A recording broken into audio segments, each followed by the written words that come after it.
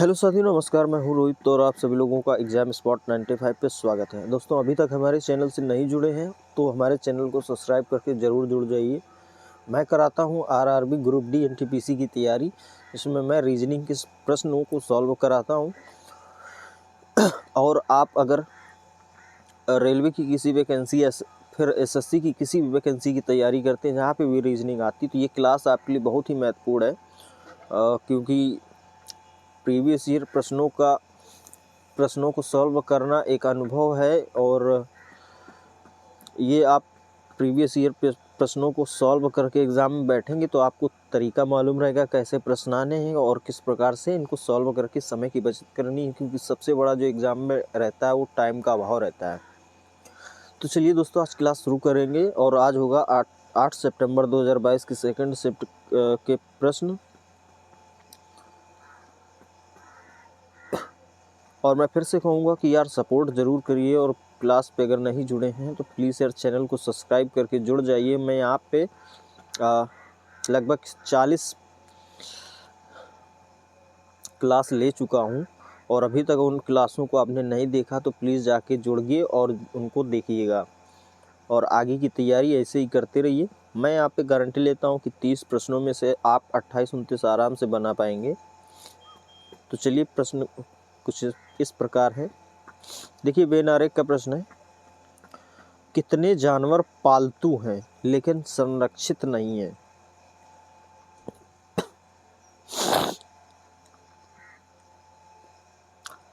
देखिए यहाँ पे कितने जानवर यानी एनिमल पालतू हैं, पेट्स भी होने चाहिए, लेकिन संरक्षित नहीं हैं, प्रोटेक्टेड नहीं होने चाहिए। अब देखिए, जानवर का जो पोर्शन है वो इसमें आएगा, इसमें इस गोले में, और जो पालतू का है वो इस सर्कल में आएगा। ठीक है,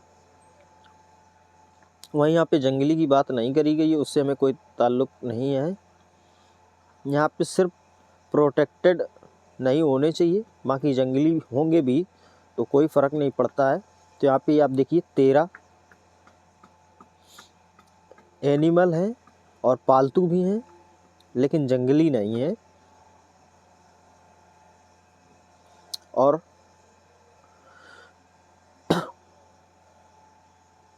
सॉरी, यहाँ पे जंगली नहीं होना चाहिए लेकिन प्रोटेक्टेड होने चाहिए। प्रोटेक्टेड इनमें ले सकते हैं तो 25 ये हो जाएंगे और 13 ये हो जाएंगे, तो 25 और 13 हो जाते हैं 38। तो आपको जो राइट आंसर होगा वो 38 हो जाएगा। अगला प्रश्न, उपरोक्त श्रृंखला में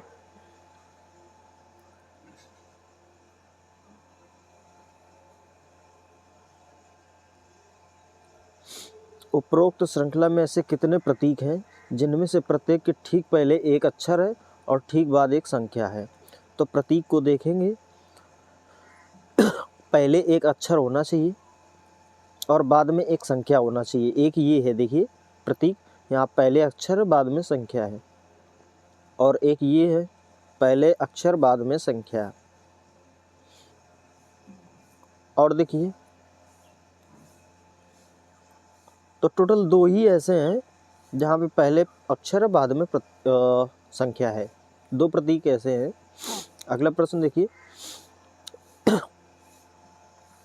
ये कथन और निष्कर्ष का प्रश्न है। कुछ पुरुष सौम्य हैं, ये मान लेते हैं पुरुष है, ये हो गए पुरुष,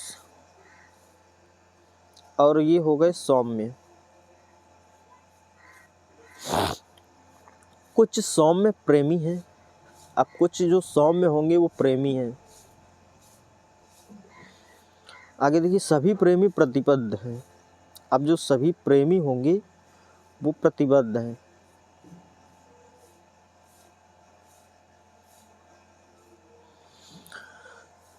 कोई प्रतिबद्ध, अब निष्कर्ष देखिए, कोई प्रतिबद्ध प्रेमी नहीं है। तो ये गलत हो जाएगा क्योंकि कुछ प्रेमी प्रतिबद्ध हो सकते हैं। अब देखिए, कुछ सौम्य प्रतिबद्ध हैं, कुछ सौम्य, सौम्य ये है, प्रतिबद्ध ये है, इस सर्कल में भी ये भी आ रहा है तो ये सही हो जाएगा। कुछ प्रतिबद्ध पुरुष हैं, अब प्रतिबद्ध यहाँ है, पुरुष यहाँ है, इनका कॉम्बिनेशन नहीं होगा, यहाँ से बनेगा गोला, तो पुरुष में तो नहीं जाएगा, ये वाला गलत होगा, तो ये वाला ऑप्शन आपका सही है। अगला देखिए, ये कूट का प्रश्न है। अब देखिए यहाँ पे पहली शर्त है, यदि पहला और अंतिम अंक विषम है तो इन दोनों के कूट बदल दिए जाएंगे आपस में, लेकिन पहला और आखिरी दोनों सम है तो ये शर्त तो गलत हो गई। यदि पहला और अंतिम अंक सम है तो इनके कूटों को परस्पर बदल दिया जाएगा, ठीक है, ये वाली कंडीशन आप लगेगी इसमें। अब देखिए आप पहले 8 है तो 8 पे है जी, फिर 5 है, 5 पे डॉलर, फिर एफ, सॉरी 4 है, 4 पे एफ है, फिर 6 पे एस, 3 और 3 पे एट द रेट है, फिर 7 है, 7 पे एंड है, फिर 2 पे ए है। अब उसने बोला है कि यदि पहला और अंतिम अंक सम है तो इन दोनों के कूट आपस में बदल दिए जाएंगे, तो यहाँ पे हो जाएगा ए और यहाँ हो जाएगा जी, बाकी एस्टेस ऐसे ही रहेंगे, यहाँ है dollar, F, S, at the rate और यहाँ पे हो जाएगा एंड। तो ये दोनों तो ऑप्शन जी से शुरू है, ये गलत हो गए। अब ये देखिए पहला A dollar F, A dollar F, yes at the rate है, एस एट द रेट है, यहाँ पे एंड पहले है, ये गलत हो जाएगा। यहाँ पे देखिए एस, एस के बाद एट द रेट एंड जी, ये ऑप्शन आपका राइट है। फिर से कथन और निष्कर्ष का प्रश्न है, देखिए 2021 में देश एम की सरकार ने यह घोषणा करके मत्स्य उद्योग को विनियमित किया कि प्रत्येक मछुआरा दिन में केवल एक बार मछली पकड़ने के लिए अपनी नाव ले जा सकता है, ठीक है। अब इसके दो निष्कर्ष हैं, आप बताइए इसमें कौन सा सही है।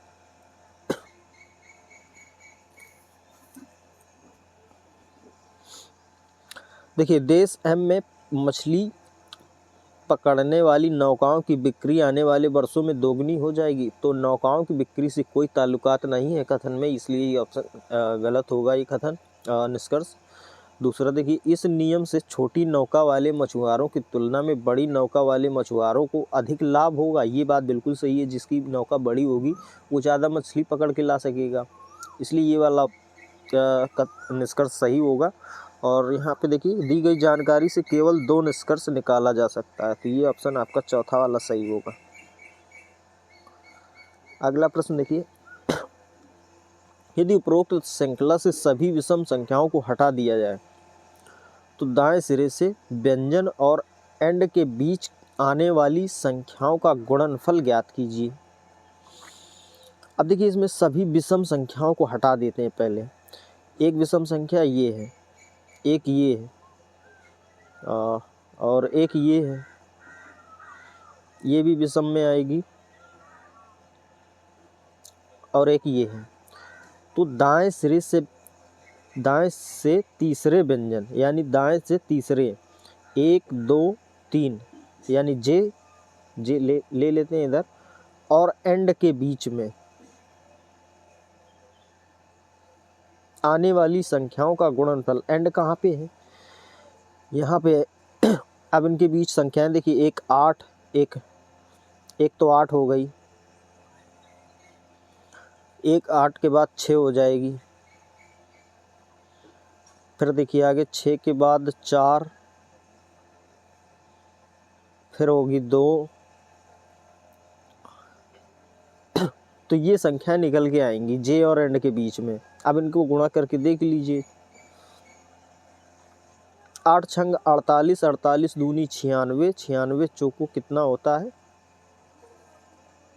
गुणा करिए, 6 चौको 24 की 4 हासिल 2, 9 चौको 36, 37 38, 384 हो जाएगा, 384 आपका राइट आंसर है।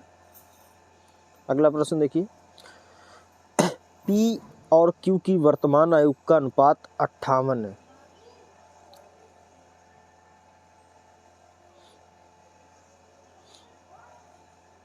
पाँच वर्ष बाद क्यू की आयु 45 वर्ष होगी,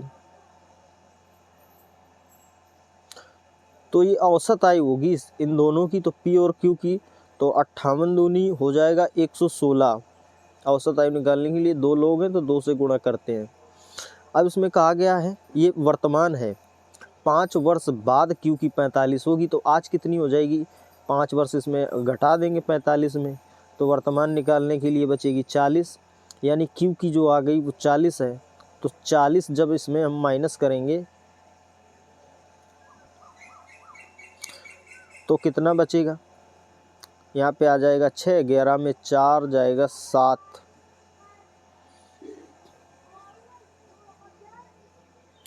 मैं माफ़ी चाहूँगा दोस्तों, यहाँ पे अनुपात है तो 5 अनुपात यहाँ पे इस तरीके से होगा, अनुपात का सिंबल नहीं है, वही मैं तभी कहूँ कि हाँ इस तरीके से आएगा 5:8, ये रहेगा प्रश्न। अब देखिए इसको सॉल्व करते हैं। देखिए 5 वर्ष बाद क्यू की आयु 45 वर्ष होगी, तो वर्तमान निकालने के लिए 5 इसमें माइनस करेंगे तो वर्तमान की आ जाएगी 40। अब वर्तमान आयु का जो अनुपात है इनका 5:8 में है, और वो भी क्यू की, तो क्यू 8 बराबर 40 के, तो 8×5 40। ठीक, अब 5 बचे, तो अब पी की पूछ रहा है तो पी की हो जाएगी 5×25। 5 में जब 5 का गुणा कराएंगे तो 25 आ जाएगी। अब उसने पूछा तो 6 वर्ष पहले, यानी ये वर्तमान की है, अब वो 6 वर्ष पहले की पूछ रहा है तो इसमें 6 वर्ष घटाना पड़ेगा, तो 6 इसमें जब घटा देंगे तो बचेगा 19, तो इसकी जो 6 वर्ष पहले आयु आएगी वो आ जाएगी 19 वर्ष। ये आपका राइट आंसर है। अगला प्रश्न देखिए,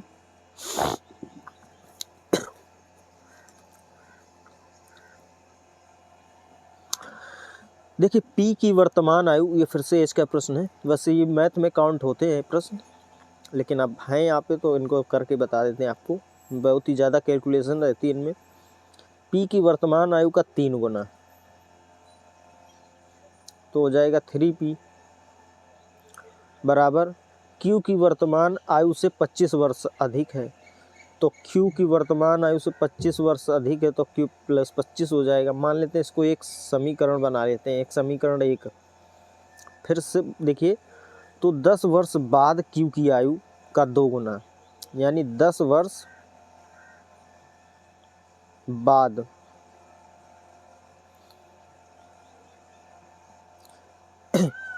क्यू की आयु बराबर मान लेते हैं क्यू प्लस 10, ये 10 हो जाएगा ना। आगे देखिए, 10 वर्ष बाद क्यू की आयु का 2 गुना,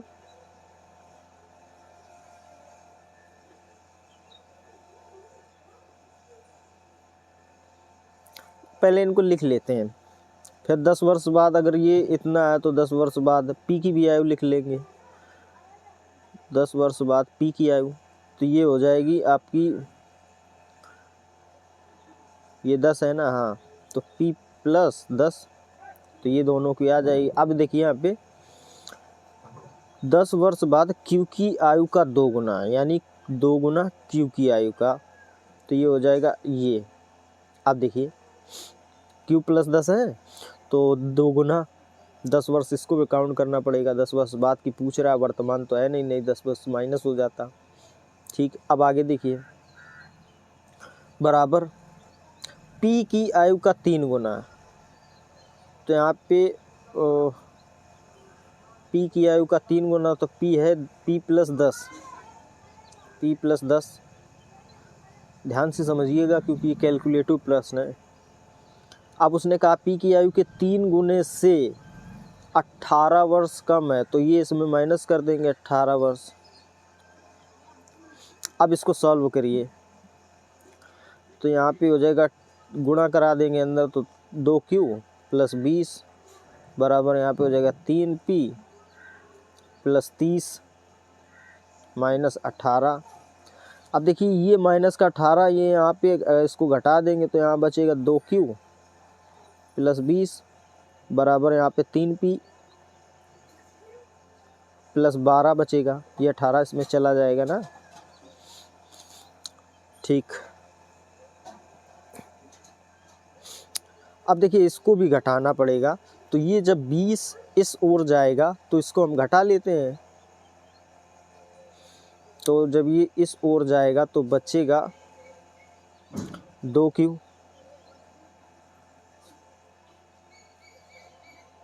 बराबर, जब ये इस ओर जाके माइनस हो गया तो बचा 8 और यहाँ बचा 3P माइनस का बचा 8, ठीक। अब इसको हम समीकरण 2 मान लेते हैं।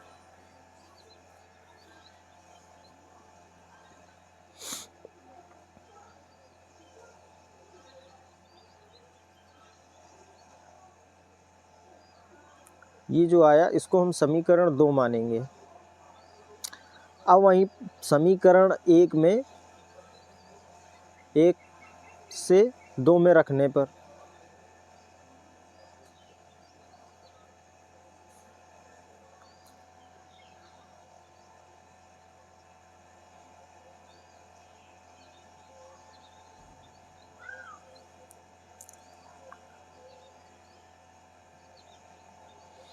तो ये होगा आपका 2Q। अब देखिए ये जो 3P है जब इसमें रखेंगे तो ये 3P से 3P जो बराबर है इनको हम काट लेंगे, यहीं पे काट के देख लेते हैं, ठीक है। अब यहाँ पे बचा 2Q बराबर, यहाँ है 25 और यहाँ है 8। देखिए यहाँ पे 25 यहाँ पे 8,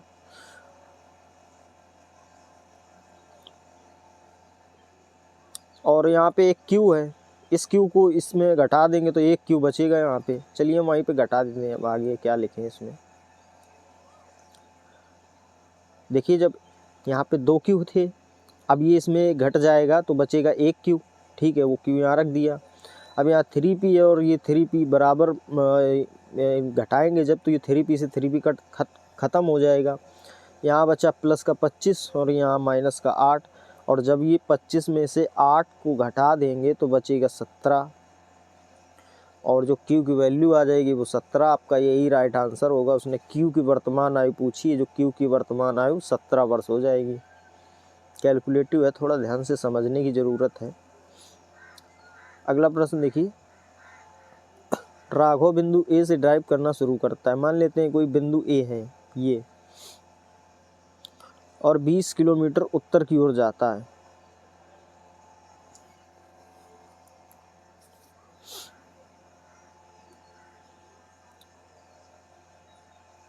उत्तर की ओर जाता है, ठीक।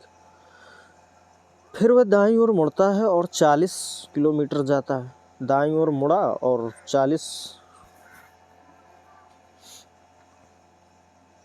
किलोमीटर ड्राइव करता है। दाईं ओर मुड़ता है और 50 किलोमीटर चलता है।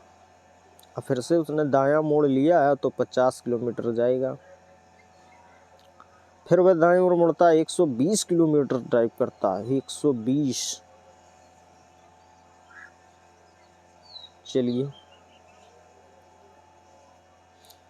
वह अंत में दाईं ओर मुड़ता 30 किलोमीटर चलता है।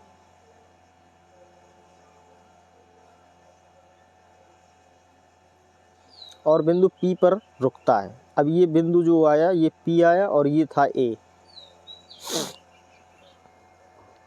बिंदु P से एक सीधी रेखा में बिंदु A तक पहुंचने के लिए उसे कितनी दूर और किस दिशा में ड्राइव करना चाहिए। अब देखिए सीधी रेखा में जब वो ड्राइव करेगा, अब देखिए ऊपर ये है 40, ये 40 है और ये 120 है। जब इसमें 40 में 120 में 40 को घटाएंगे तो बचेगा 80 किलोमीटर। तो ये दूरी जो आ गई वो 80 आ जाएगी। अब देखिए उसने ये दूरी जो यहाँ से चली है वो यहाँ तक 50 है, और ये दूरी जो इसकी है ये 20 है, और ये दूरी जो है इसकी 30 है, तो ये 50 ये भी हो जाएगी। सॉरी यहाँ पे 30 है।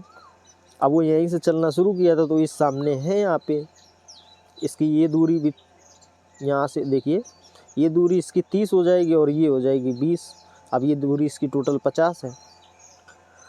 तो उसने पूछा है ए तक पहुँचने के लिए उसे कितनी दूर यानी 80 किलोमीटर और किस दिशा में यानी पूर्व दिशा में चलना होगा।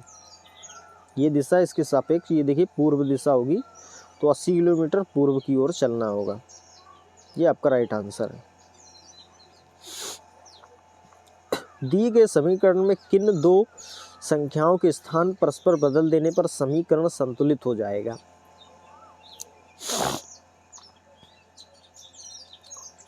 देखिए ये समीकरण है, पहले आप दिमाग लगाना शुरू करिए। ये 9 और 13 को चेंज कराएगा, तो 9 अगर यहाँ पे आ गया तो 7 से डिवाइड होगा क्या? नहीं होगा। लेकिन रख के देख लेते हैं पहले, चलिए क्या पता 35 डिवाइड हो रहा हो 7 से। 9 आगे आ जाएगा, डिवाइड बाई 7। अब ये गुणा में है तो डिवाइड भी हो सकता है, प्लस 13 माइनस 14। चलिए इसको हम 35 को डिवाइड कर लेते। 7 पन्ना 35, 9 पन्ना 45, 45 और 13 जोड़ देंगे, इसमें हो जाएगा 5 3 8, 4 और 1 5। अभी 14 इसमें माइनस करेंगे तो 8 में 4 जाएगा, 4 बचेगा, 5 में 1 जाएगा, 4 बचेगा, यानी 44। समीकरण संतुलित हो गया। ये पहले ही ऑप्शन सही है। अब गलती क्या करेंगे हम लोग, यहाँ पे अब 9 रखेंगे और 7 से डिवाइड करेंगे तो आप सोचेंगे 9 डिवाइड होगा नहीं, तो 35 और 14 को बदल देंगे क्योंकि वो 7 से डिवाइड हो जाएगा। लेकिन ऑप्शन पहले ही वाला सही है। उपरोक्त श्रृंखला से यदि सभी प्रतीकों को हटा दिया जाए तो दाएं से 9वें स्थान पर क्या होगा। ये प्रतीक हट जाएंगे, इनको हटा देते हैं पहले। अब उसने पूछा दाएं से 9वें स्थान, यानी 2 2 4 2 6 1 7 1 8 1 9, 9वें पे 4 आएगा। ये ऑप्शन आपका सही होगा। अगला प्रश्न इनइक्वालिटी का प्रश्न है ये।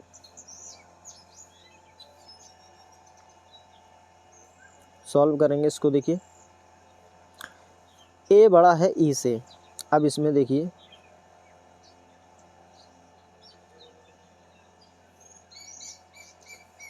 ए बड़ा है ई से, ठीक है। ए बड़ा या बराबर हो सकता है नहीं, हो सकता है क्योंकि ये बराबर और बड़ा दोनों का निशान है। ये देखिए सभी से बड़ा एक साइड में ही एक समान चिन्ह है, इसलिए ई से ए बड़ा हो सकता है। चलिए अब ये देखिए ए बराबर ई के, ए बराबर ई के भी हो सकता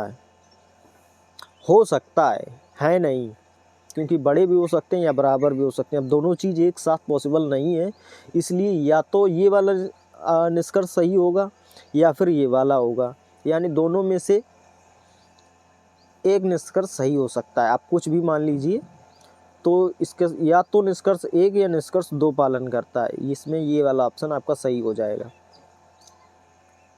अगला देखिए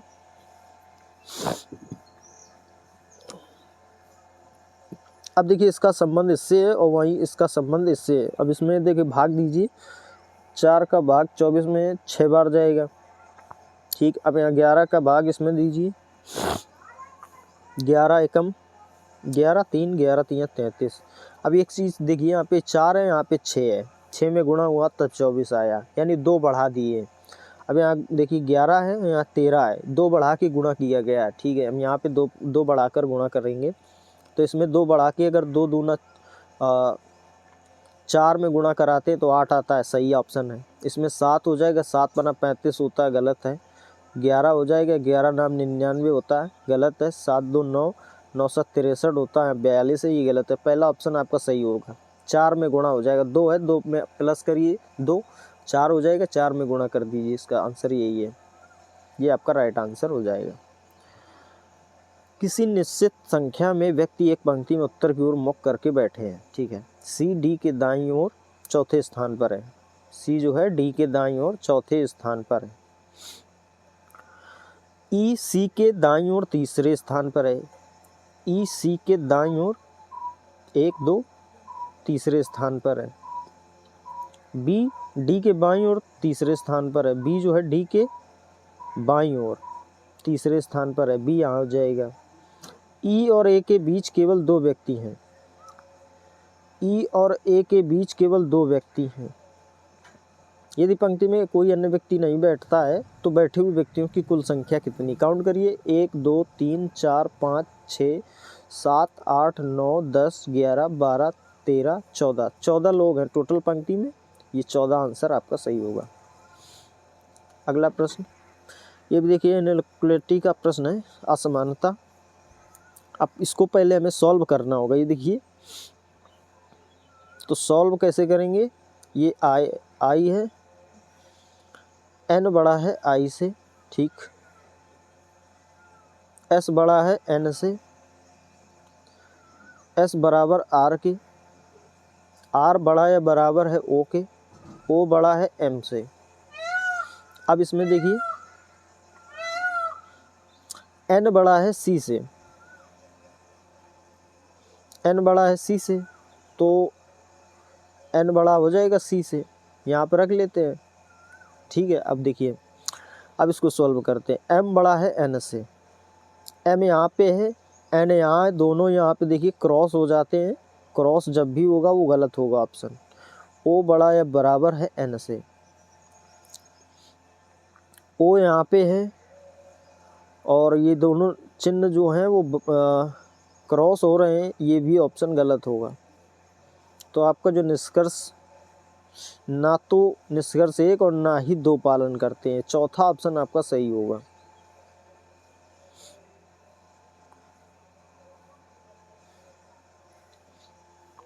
अगला प्रश्न, ये देखिए शर्तें दी हुई हैं।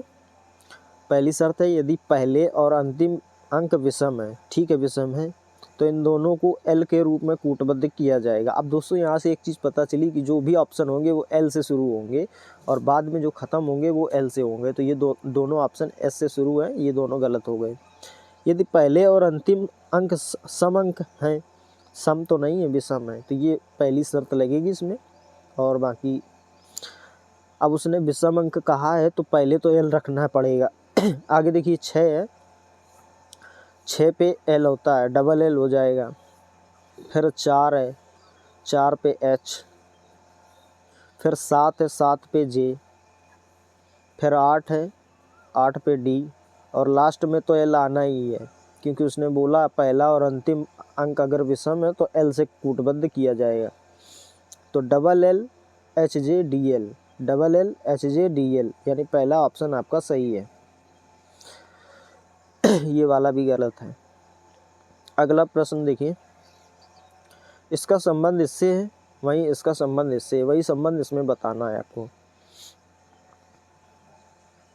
अब देखिए यहाँ पे 9 8 17 होता है, ठीक है, 7 8 15 होता है, ठीक, और 5 और 8 13 होता है, ठीक है। 8 प्लस होगा सब में, यहाँ पे देखिए 25 1 26 हो जाएगा, फिर 7 प्लस होगा यहाँ पे जी है, ठीक है। 23 में 8 प्लस करेंगे 5 आएगा, ठीक है। यहाँ 21 में 5 प्लस करेंगे 8 प्लस करेंगे सी आएगा, ठीक है। 8 प्लस करना होगा सब में। देखिए पी होता है 16 पे, 16 और 8 24, 24 पे ये गलत होगा, 24 पे एक्स आना चाहिए। 15 में 8 प्लस करेंगे 23, 23 पे डब्लू होना चाहिए, एक्स है, ये भी ऑप्शन गलत है। 14 में 8 22, ठीक है। 12 में 8 20, ठीक है। और 10 में 8 18, ठीक है। ये ऑप्शन आपका सही है, ये वाला भी गलत होगा। अगला प्रश्न देखिए, 8 मित्र A B C D E F G और एच एक वर्गाकार मेज की परिता बैठे हैं।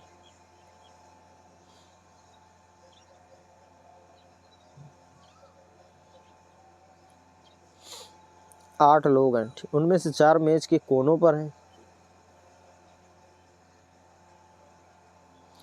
और जबकि 4 अन्य भुजाओं के ठीक मध्य हैं, ठीक।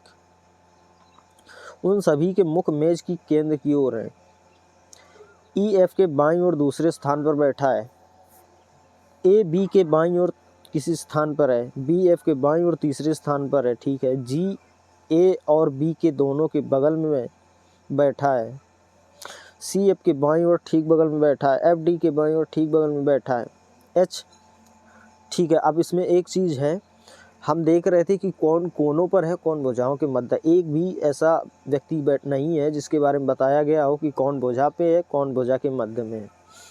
ठीक, चलिए अब यहाँ से कहीं पे भी रखना शुरू कर देंगे। ई एफ के बाईं ओर दूसरे स्थान पर है। ई जो है एफ के बाईं ओर दूसरे स्थान पर है। एफ को हम यहाँ रख लेते हैं। ए बी के बाईं ओर किसी स्थान पर बैठा है। ठीक है। बी एफ के बाईं ओर तीसरे स्थान पर है।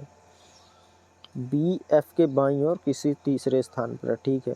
ए बी के बाईं ओर किसी भी स्थान पर बैठा है। ए बी के बाईं ओर यहाँ पे कहीं भी बैठा हो सकता है।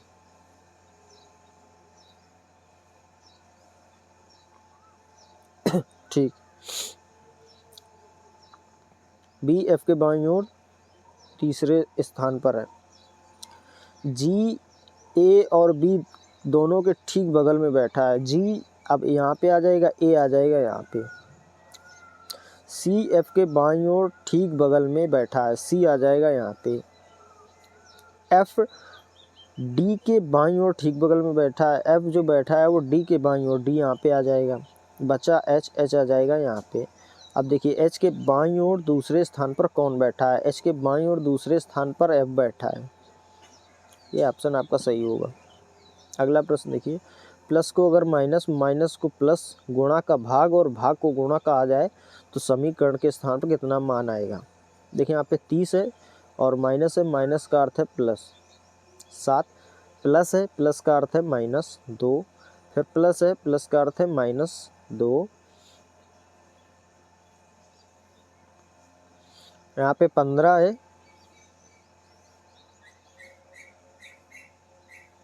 दो नहीं होगा यहाँ पे, 15 आएगा और गुणा है तो गुणा का हो जाएगा भाग 3। अब इसको सॉल्व करेंगे। 30 5 15। अब देखिए 30 7 37 और 37 और 5 42, 42 में 2 जाएंगे। 30 और 7 37, 37 में 5 चले जाएंगे।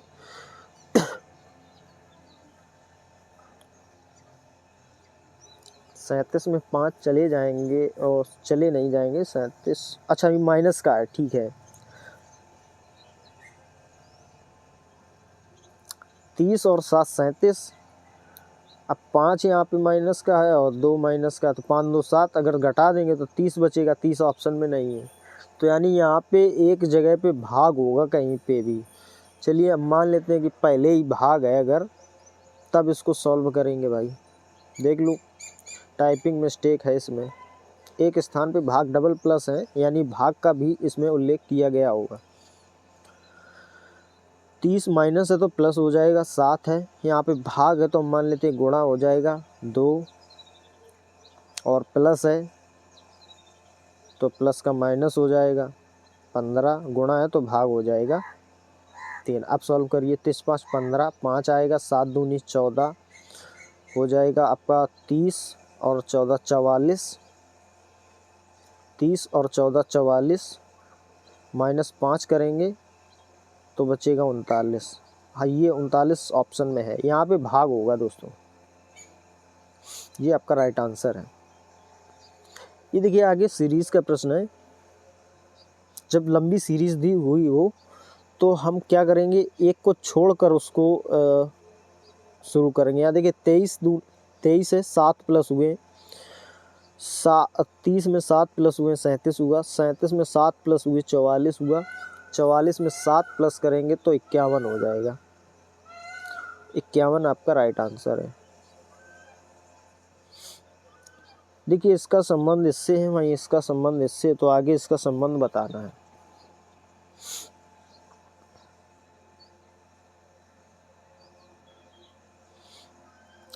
अब देखिए यहाँ पे 13 एकम 13, 13 पच्चे 65, यानी 2 बढ़ा के इसमें गुणा किया गया है। इसमें भी 2 बढ़ा देंगे तो 2 है तो 4 हो जाएगा। 4 का गुणा जब इसमें कराएंगे तो 8 होता है। यहाँ पे 14, इसमें 14 का गुणा होगा। 14 दूनी 28, 8 हासिल 2, 14 एकम 14 और 2 16, 168। 168 आपका राइट आंसर हो जाएगा। अगला प्रश्न देखिए, ABCDE एक ही इमारत की 5 अलग अलग मंजिलों पर रहता है। इमारत की सबसे निचली मंजिल का क्रमांक 1 है। 1, 2, 3, 4 और 5, ठीक है। और उसके आगे भी यही क्रम जारी है। चलिए, B किसी सम क्रमांक वाली मंजिल पर रहता है, ठीक है। B सम वाली पे हो जाएगा। B यहाँ पे कहीं पे भी रह सकता है, लेकिन मंजिल क्रमांक 4 पर नहीं है। अब 4 पर नहीं है तो बचा 2 पे आएगा। A और E के बीच केवल 2 व्यक्ति हैं। C A के ठीक नीचे वाली मंजिल पर रहता है। C A के ठीक नीचे वाली मंजिल पर रहता है। A के ठीक नीचे वाली, मान लेते A यहाँ है तो C यहाँ आ जाएगा। और देखिए, A और E के बीच केवल 2 व्यक्ति हैं। A और E के बीच 2 व्यक्ति, अगर E यहाँ रखेंगे, यहाँ हो नहीं सकता, तो A आ जाएगा यहाँ पे। देखिए, अब A को यहाँ रखेंगे और C हो जाएगा यहाँ और E हो जाएगा यहाँ पे। A और E के बीच में 2 व्यक्ति भी हैं। C A के ठीक नीचे वाली मंजिल पर रहता है, ठीक है। मंजिल क्रमांक 5 पर कौन रहता है? अब बचा जो भी होगा, A B C D बचा, D आ जाएगा यहाँ पे, तो मंजिल क्रमांक 5 पे D रहता है। फिर से देखिए, सीरीज़ का प्रश्न है और यहाँ पे भी देखिए एक छोड़ के लेंगे हम। 22 2 प्लस करें 24 हुए, 24 में 2 26, 26 में 2 28, 28 में 2 प्लस करेंगे 30 आ जाएगा। ये सिंपल सीरीज थी आज, ये आपका राइट आंसर है। आगे देखिए, ABCDEF और G 7 डिब्बों के एक के ऊपर एक रखा जाता है, लेकिन ज़रूरी नहीं कि उनका क्रम यही हो। D को नीचे से तीसरे स्थान पर रखा गया है। D को नीचे से तीसरे स्थान पर रखा गया है, ठीक है। C और D के बीच केवल एक डिब्बा रखा है। C और D के बीच एक डिब्बा रखा है। B और F के बीच केवल 3 डिब्बे रखे जाते हैं। B F के बीच 1 2 3 डिब्बे रखे जाते हैं। B को F के ऊपर किसी एक स्थान पर रखा जाता है, ठीक है। A को G के ठीक नीचे रखा जाता है। A को G के ठीक नीचे रखा जाता है। अब देखिए, यहाँ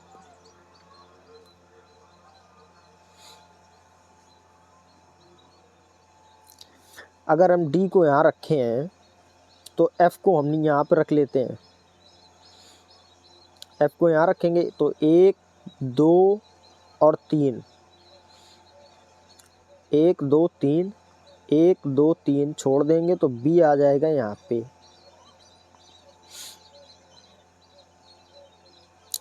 लेकिन उसने कंडीशन बोली है कि D और C के बीच एक डिब्बा रहता है।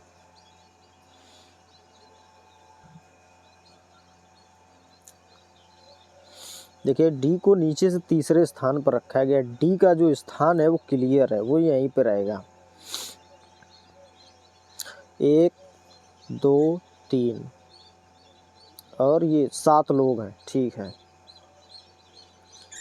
अब देखिए, अगर हम C को यहाँ रख लें तो F को यहाँ रखना पड़ेगा। F यहाँ रख लेंगे तो 1 2 3 छोड़ के यहाँ पे आ जाएगा B।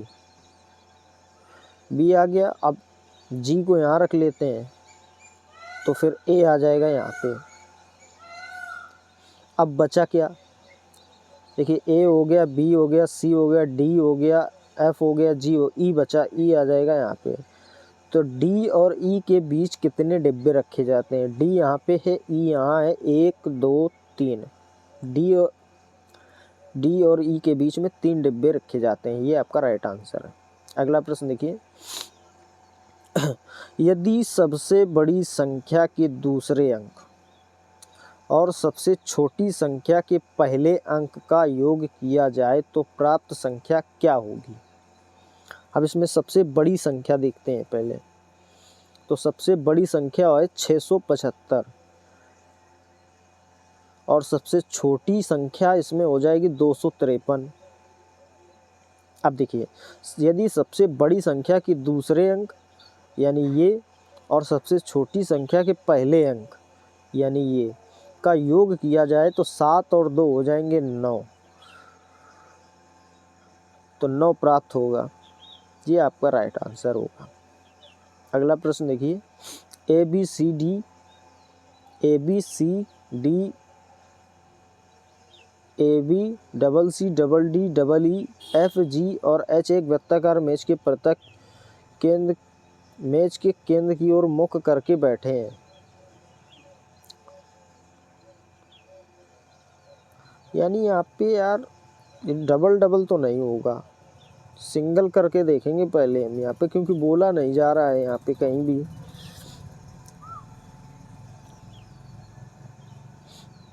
यहाँ पे मान लेते हैं सी, यहाँ हो जाएगा डी और यहाँ पे ई और एफ जी एच। ठीक है, 2 2 4 2 6 2 8, ज़्यादा से ज़्यादा 8 लोग ही बैठते हैं, डबल तो नहीं होगा यहाँ पे। ठीक है, टाइपिंग मिस्टेक हमें समझ में आ रही है। वृत्ताकार मेज के केंद्र की ओर बैठे हैं। ठीक है, 8 लोग हो जाएंगे ऐसे, तो 8 लोग बना लेते हैं। अब देखिए, एच ई के बाईं ओर दूसरे स्थान पर है, एच ई के बाईं ओर दूसरे स्थान पर है तो एच आ जाएगा यहाँ पे, और सी के दाईं ओर तीसरे स्थान पर है।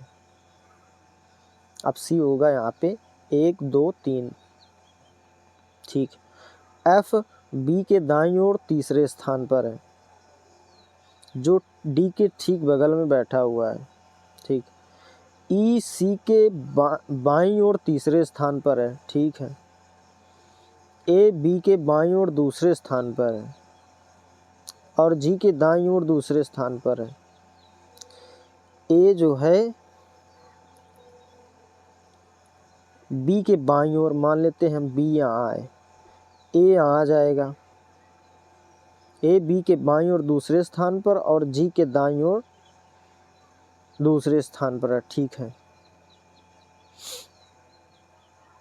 अब एक कंडीशन यहाँ भी बोली गई थी, कहाँ गया, एफ बी के दाईं ओर तीसरे स्थान पर, यानी बी के दाईं ओर 1 2 3, एफ हो जाएगा यहाँ पे।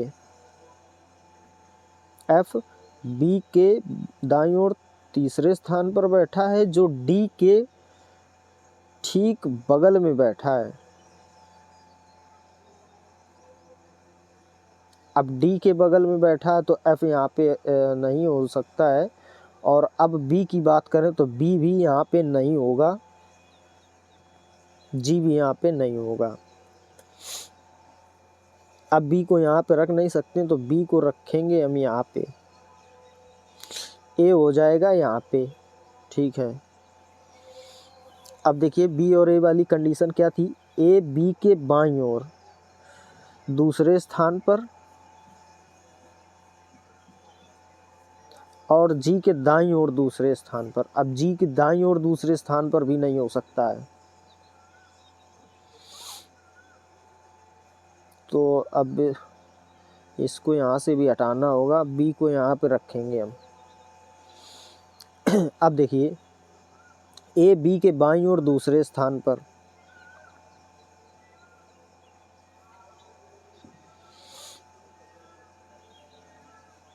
और जी के दाईं ओर दूसरे स्थान पर, यहाँ भी नहीं होगा।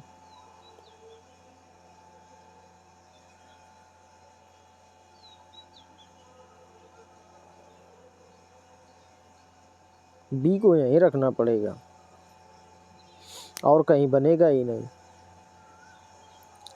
ए होगा यहाँ पे और जी हो जाएगा यहाँ पे। अब ये वाली लाइन पढ़िए, एफ बी के दाईं ओर तीसरे स्थान पर है। 1 2 3, एफ हो जाएगा बी के दाईं ओर तीसरे स्थान पर। जो डी के ठीक बगल में बैठा है वो बी की बात हुई है। डी के ठीक बगल में जो लगा होता है वो पहले के लिए होता है, सॉरी बाद के लिए होता है, तो बी बाद में है, ठीक है। जी के दाईं ओर दूसरे स्थान, निम्नलिखित में से सी और जी के ठीक बगल में कौन बैठा है? सी और जी के ठीक बगल में एफ बैठा है, ये आपका राइट आंसर है। फिर से कथन का प्रश्न है, देखिए, कुछ कैप हेड बैंड है, कुछ कैप हेड बैंड है, ये हो गए कैप, ये हो गए हेड बैंड। सभी हेडबैंड हैट हैं, सभी हेडबैंड हैट हैं। कुछ बैरेट हैट हैं, कुछ बैरेट हैट हैं, तो ये हो जाएंगे बैरेट।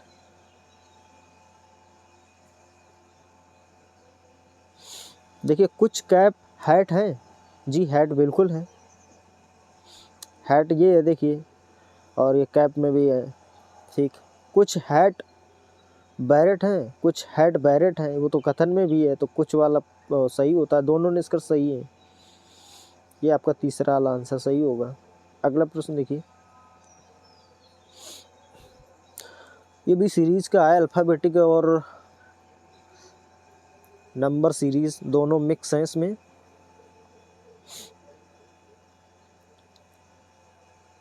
देखिए, y 25 पे, यहाँ पे t 20 पे। पहले 5 माइनस हुआ, इसमें 5 हुआ, फिर यहाँ पे 4 माइनस हुआ, ये 16 पे p, फिर इसमें 3 माइनस हुआ 13 पे m, फिर इसमें 2 माइनस करेंगे तो 11 पे k आएगा। ये वाला ऑप्शन तो गलत हुआ।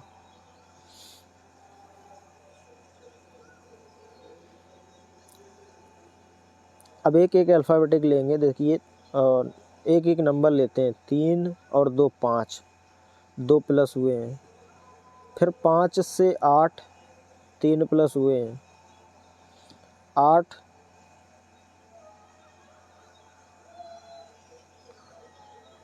8 से 1 आया, 12 होने चाहिए थे, लेकिन सॉरी, इसको नंबर को पूरा ही ले लेते हैं। ये 35 यानी 20 प्लस हुआ है, 55 हो गए। यहाँ 25 प्लस हुआ है। अब यहाँ पे देखिए, 20 30 35, यहाँ 35 प्लस हुआ है। पहले 5 फिर 10, अब 15 प्लस करते थे, तो 15 जब इसमें बढ़ा देंगे तो यहाँ 50 प्लस होगा, तो हो जाएगा 165। नहीं, पहले 5 प्लस करेंगे इसमें तो 25 हुआ, फिर 10 प्लस हुआ, 15 प्लस होगा तो 5 40, 50 प्लस हो जाएगा इसमें। 50 तो 65 होना चाहिए था। सीरीज बन नहीं रही है यार, क्या बात है। देखिए, यहाँ पे के आएगा, ये बात तो सही है, आगे के आएगा।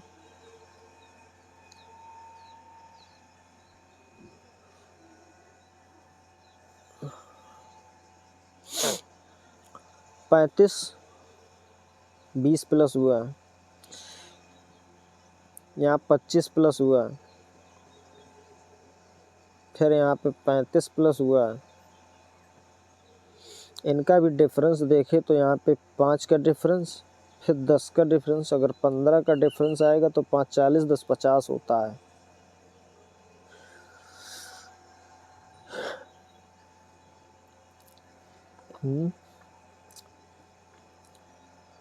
बन नहीं रहा यार, क्या बात है।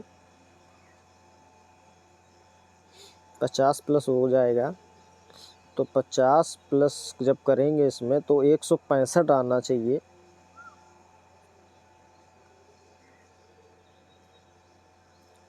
लेकिन यहाँ पे 160 है, 65 तो है नहीं।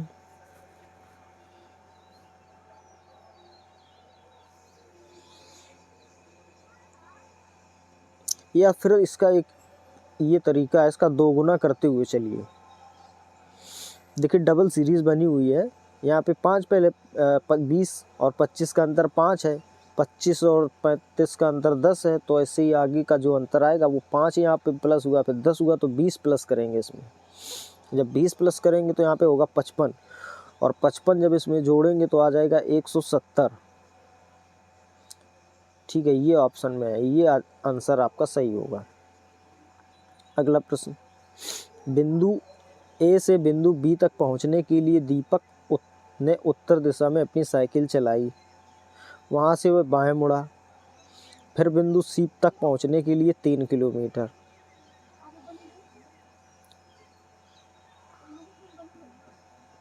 फिर वह फिर से बाएं मुड़ता है और डी तक पहुंचने के लिए 4 किलोमीटर चलाता है। ये डी। इस समय वह अपने प्रारंभिक स्थान से 3 किलोमीटर पश्चिम में है।